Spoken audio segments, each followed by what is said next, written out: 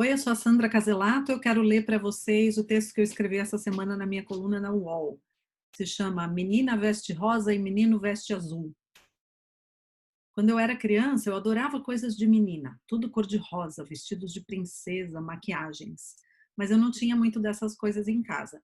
Minha mãe não usava maquiagem nem joias, ao contrário de uma de suas amigas do tempo de escola, que sempre se arrumava toda, mesmo que fosse somente para ir até o mercado. As duas fizeram juntas o normal, que era o ensino médio da época, que habilitava professores a lecionar no ensino elementar. Elas se casaram em datas próximas e tiveram uma filha cada uma. Elas diziam, brincando, que as filhas vieram trocadas, pois quando íamos visitar a amiga da minha mãe, eu, com 2 anos ainda, mais ou menos, corria para sua penteadeira, encantada com os perfumes, pó de arroz, batons, pulseiras. A amiga da minha mãe se animava e me deixava brincar com as suas coisas de mulher, porque, para sua tristeza, a sua filha não tinha o menor interesse em nada disso. Ao mesmo tempo, desde muito pequena, eu já era bem ativa, vivia correndo, subindo nas coisas. Eu cresci num lugar com muitas árvores e brincava na rua com outras crianças, corria pelo mato, sentindo o vento no rosto e subindo nas árvores. Conforme eu fui crescendo, essas duas energias foram se tornando conflituosas dentro de mim. Talvez não porque elas sejam opostas por si só, mas pela forma como nossa sociedade e cultura costumam separar e delimitar o que é de menina e o que é de menino, o que é feminino e o que é masculino. Menina veste rosa, menino veste azul. Menina se comporta, fica quietinha, não corre, não fala alto, não grita. Mesmo que eu nunca tenha ouvido nada disso por parte dos meus pais, que me deixavam bem livre para ser da maneira que eu quisesse, os estereótipos de gênero presentes na nossa sociedade acabavam se infiltrando no meu imaginário infantil. Os contos de fada, os desenhos animados e programas de TV, a convivência com outras crianças na escola, a maneira que os adultos em volta se comportam, tudo isso nos informa sobre o lugar das mulheres e o lugar dos homens na nossa sociedade. O psicólogo suíço Carl Jung, criador da psicologia analítica, usou o termo arquétipo para se referir a conjuntos de imagens primordiais presentes em nosso imaginário, que ajudam a explicar histórias passadas, vividas por outras gerações e que estão presentes no inconsciente coletivo. Segundo ele, essas imagens primordiais se originam a partir da repetição de uma mesma experiência por diversas vezes, por pessoas diferentes, no decorrer do tempo, em épocas distintas. Elas fazem parte do inconsciente coletivo, ou seja, estão presentes não somente no meu ou no seu imaginário, mas da grande maioria das pessoas. As convenções sociais vão se construindo com base nesses arquétipos e, ao mesmo tempo, os reforçam.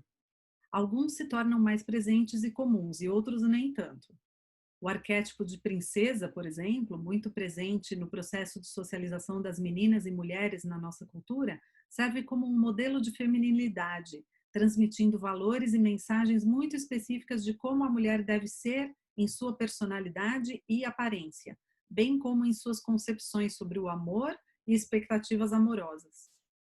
Infelizmente, essa figura de princesa vem sendo representada por muito tempo em uma imagem estereotipada, com pouca diversidade, contribuindo para uma construção exagerada de subjetividades que mantém os lugares dominantes tradicionais da princesa e do príncipe, mulher e homem, feminino e masculino, bem distintos um do outro, perpetuando estereótipos de gênero e de posição social.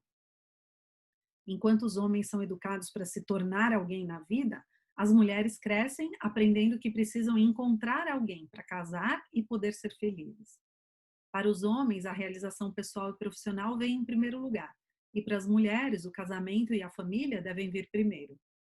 Na época da minha mãe, as mulheres ocupavam majoritariamente posições sociais somente de dona de casa, empregada doméstica, cuidadora de crianças ou professora. Quase não exerciam outras profissões. Esses padrões de feminilidade também se refletem em insegurança, baixa autoestima e pouca autoconfiança em meninas e mulheres, numa busca incansável por corpos ideais ou na submissão e permanência em relacionamentos abusivos. Eu cresci assistindo os filmes tradicionais da Disney, ouvindo contos de fada e vendo desenhos animados onde o comum eram donzelas em perigo, frágeis e passivas, esperando o príncipe encantado para salvá-las. perpetuavam um ideal feminino de fragilidade, passividade e submissão, sem falar do estereótipo de beleza de pele branca e corpo magro. Isso se tornava um conflito interno para mim, pois não me identificava em nada com essas personagens. Eu era uma menina que também gostava de vestir azul, entre aspas. Gostava do desenho animado do lutador de artes marciais Savamu, o Demolidor, do piloto de carro de corrida Speed Racer, todos homens, que com sua persistência e afinco conseguiam superar suas adversidades. E como é que seria uma princesa que veste azul? Eu me pergunto. Era raro encontrar um personagem feminino que representassem essas características de ação, força e coragem do imaginário cultural de contos de fada e programas de TV da época. Nas décadas de 70 e 80, quando eu cresci, haviam apenas 3 programas de que eu me lembro que fugiam a essa regra e tinham heroínas como protagonistas.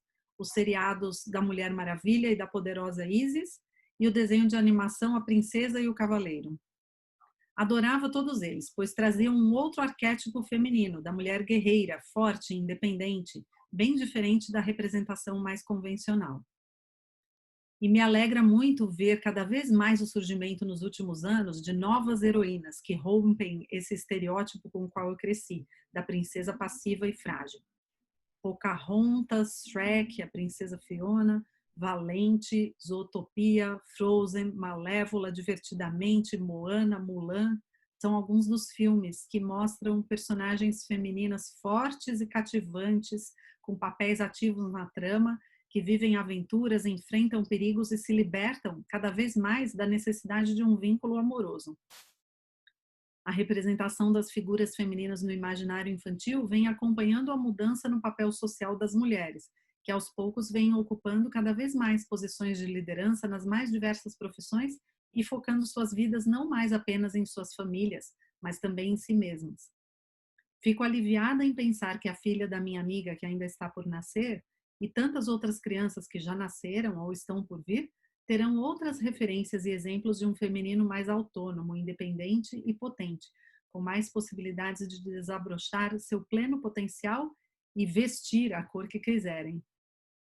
Se você gostou, deixa o seu comentário lá e acompanhe o meu blog. Toda semana, à terça-feira, eu escrevo.